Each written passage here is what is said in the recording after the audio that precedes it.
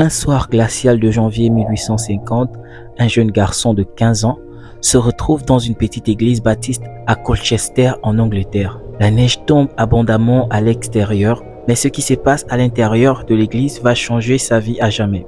Ce soir-là, le pasteur prévu pour prêcher est incapable d'assister à la réunion. Dans l'urgence, le responsable de l'église demande à Charles de monter à la chaire et de prêcher le sermon. Le garçon terrifié et sans aucune préparation accepte finalement la demande. Il monte à la chaire, ouvre sa Bible et commence à parler du salut par la foi en Jésus-Christ. Ce qui se passe est tout simplement extraordinaire. Les auditeurs, frappés par ce qu'ils entendent, se rendent à l'évidence. Le jeune Charles Spurgeon parle avec éloquence et une puissance étonnante, captivant l'attention de tout l'auditoire. Les âmes sont touchées, les cœurs sont changés et c'est à ce moment-là que Charles Spurgeon découvre sa vocation, prêcher la parole de Dieu. Salut à tous et bienvenue sur HMC, la chaîne où nous vous racontons les histoires des héros de la foi. Ces hommes et femmes qui ont marqué leur temps et qui jusqu'aujourd'hui continuent à inspirer nos vies. L'histoire d'aujourd'hui est celle de Charles Spurgeon et nous pouvons vous garantir qu'au sortir de cette histoire, votre vie ne sera plus jamais la même. Mais avant tout, nous vous serons reconnaissants de vous abonner sur cette chaîne si ce n'est pas encore fait. Nous serons énormément heureux de vous voir parmi nous. Nous vous demandons également de nous rejoindre sur Instagram. Beaucoup d'entre vous, vous ne nous avez pas encore rejoints sur notre Instagram. Or, c'est par notre Instagram que vous connaîtrez à l'avance les vidéos que nous allons publier sur YouTube. Et sur Instagram, vous avez l'avantage de nous poser vos questions. Vous avez l'avantage de nous proposer des auteurs que nous pourrions certainement relater l'histoire sur cette chaîne. Cela nous fera énormément du bien et la gloire sera rendue, bien sûr, au Seigneur Jésus. N'oubliez pas aussi que nous publions nos vidéos chaque dimanche sur YouTube, alors ne ratez pas une seule pépite.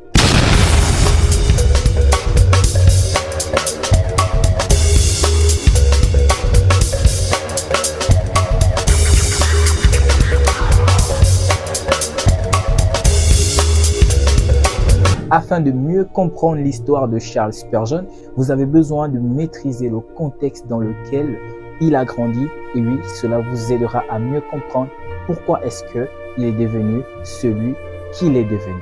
L'histoire de Charles Spurgeon se déroule au 19e siècle, une époque qui coïncidait avec l'ère victorienne.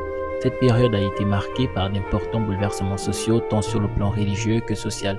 Le pays était en proie à des débats théologiques enflammés, en particulier ceux opposant les partisans du calvinisme à ceux de l'arminianisme.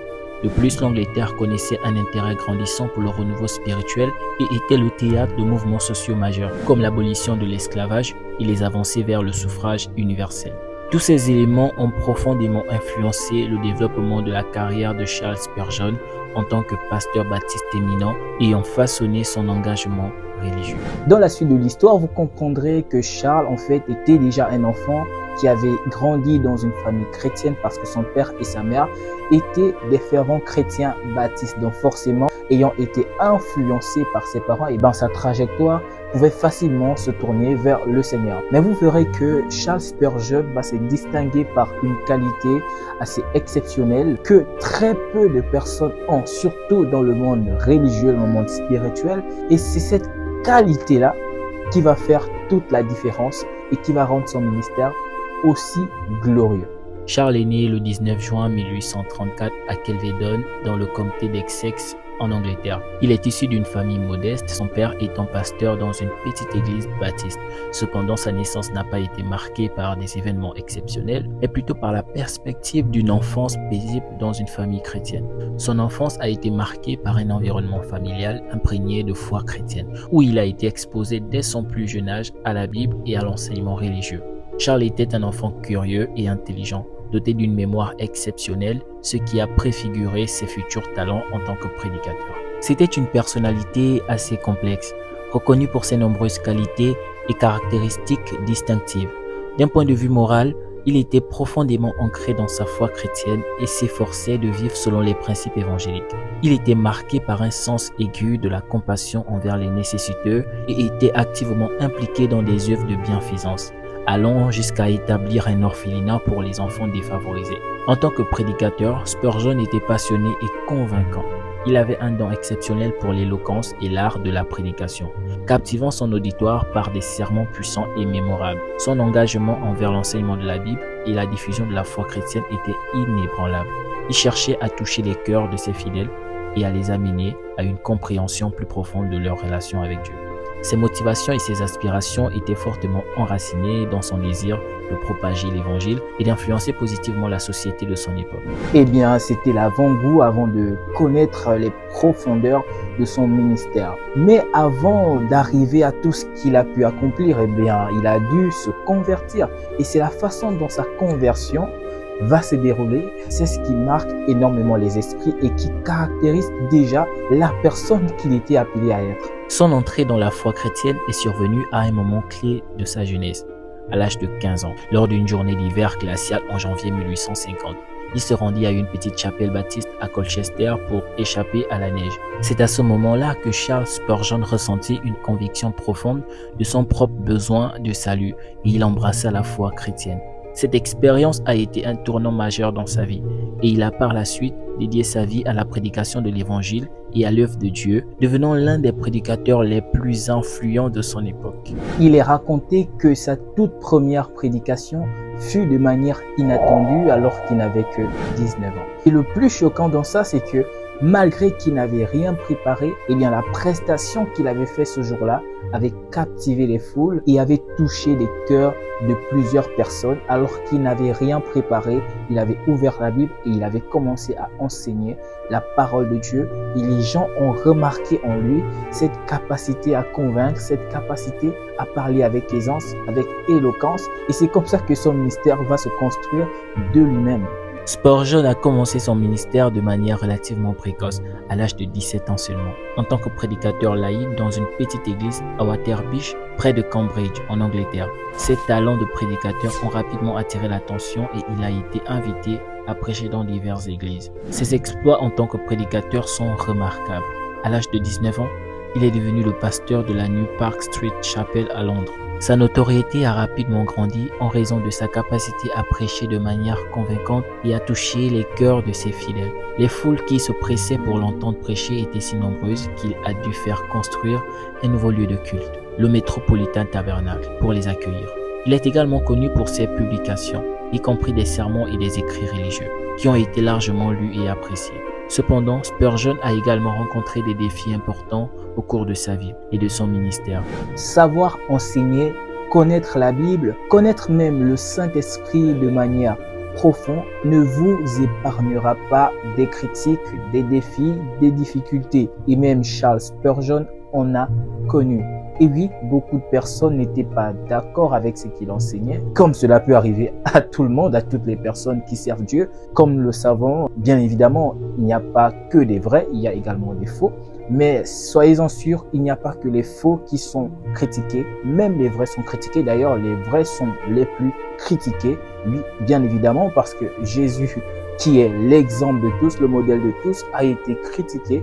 Eh bien, ce n'est pas nous qui allons échapper. Nous ne disons pas que ce qu'il enseignait était parfait, mais nous disons tout simplement que les hommes ne vont jamais s'arrêter sur ce qui est bien, mais toujours sur ce qui est mauvais. Peut-être qu'il ne disait pas toute la vérité et je ne pense pas qu'une seule personne est capable de dire toute la vérité, mais les critiques qui venaient plus dans le sens de la persécution que dans le sens que parce qu'il n'est pas vrai. Mais chacun a sa façon de concevoir les choses, mais Spurgeon a refusé de se laisser étouffer par toutes ces choses.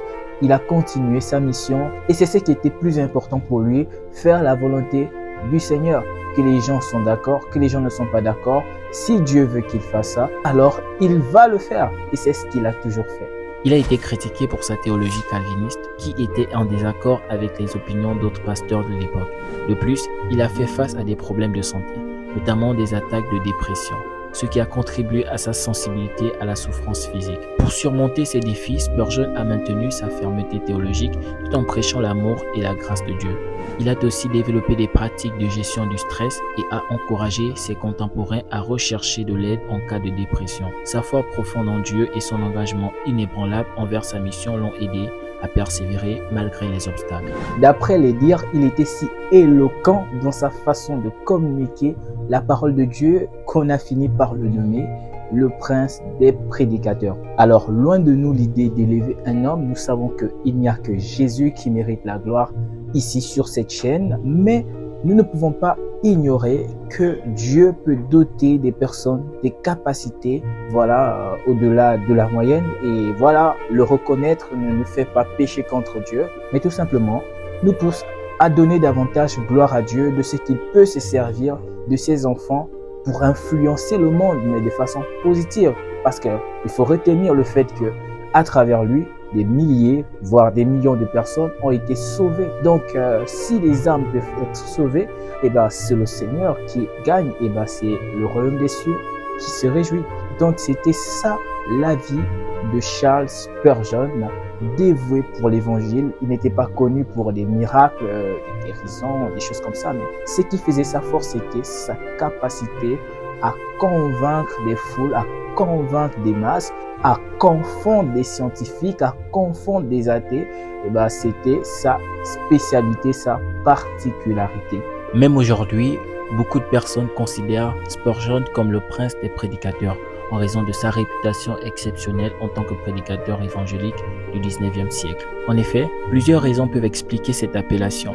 Spurgeon avait un don exceptionnel pour la prédication. Sa capacité à exprimer des vérités spirituelles de manière claire, convaincante et éloquente était remarquable. Ses sermons étaient accessibles, puissants et émotionnellement engageants. Il a aussi prêché devant des foules massives, à la Metropolitan Tabernacle de Londres, l'un des plus grands auditoires de l'époque. Ses sermons étaient également publiés et largement diffusés, touchant un public mondial. Il a prêché pendant plusieurs décennies, restant actif et influent tout au long de sa carrière. Sa persévérance et son engagement à diffuser l'évangile pendant sa vie entière ont impressionné ses contemporains. Mais il ne s'est pas arrêté là. Spurgeon était aussi un défendeur dévoué de la foi chrétienne évangélique, en particulier du calvinisme. Son zèle pour la défense des vérités bibliques et sa profonde conviction ont fait de lui une figure marquante dans le mouvement évangélique. Son influence perdure bien au-delà de sa propre époque. Ses sermons écrits continuent d'être lus et étudiés, et son héritage est perpétué par des institutions et des églises qui portent son nom.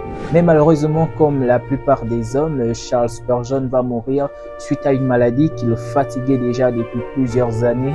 Et imaginez-vous, en France. Un petit coucou aux Français qui nous suivent sur cette chaîne. Charles Spurgeon est décédé le 31 janvier 1892 à Menton, en France. Sa mort a été attribuée à des problèmes de santé qui avaient affecté sa vie ultérieure. Il souffrait de diverses affections, y compris des problèmes cardiaques et de gouttes, ainsi que la dépression, qui avait eu un impact sur sa santé physique. Il avait pris une pause de son ministère à Londres en 1891 en raison de problèmes de santé. Il avait cherché un climat plus doux en passant l'hiver sur la Riviera française pour soulager ses problèmes de gouttes. Malheureusement, sa santé s'était détériorée pendant son séjour à Menton et il est décédé le 31 janvier à l'âge de 57 ans. Sa mort a été largement pleurée par ses admirateurs et les membres de sa congrégation. Il avait laissé derrière lui un héritage impressionnant en tant que prédicateur évangélique et écrivain, et son influence sur le christianisme évangélique perdure encore de nos jours. Encore une magnifique histoire. C'était un plaisir de partager cette histoire avec vous. Comme vous le savez, le but étant toujours de vous fortifier, de vous encourager dans votre marche avec Dieu afin d'être inspiré de ces personnes qui nous ont dévancés, sachant que Dieu attend de chacun d'entre nous sa part de responsabilité. Un grand merci à toutes les personnes qui sont restées jusqu'à la fin de la vidéo. Comme vous le savez déjà, pour ceux qui restent à la fin de la vidéo, nous demandons d'écrire en commentaire un texte en rapport avec la vidéo afin de savoir ceux qui sont restés jusqu'à la fin de la vidéo et que Dieu bénisse tout simplement ces personnes-là. Nous allons tout simplement écrire en commentaire quelle éloquence pour la parole de Dieu. Voilà, si vous écrivez ça en commentaire, je saurai que vous êtes resté jusqu'à la fin de la vidéo. Rejoignez-nous sur notre Instagram. Nous serons heureux de partager avec vous. Merci encore. Passez un excellent week-end. Et surtout, n'oubliez pas, les hommes sont forts, mais Dieu est bien plus fort.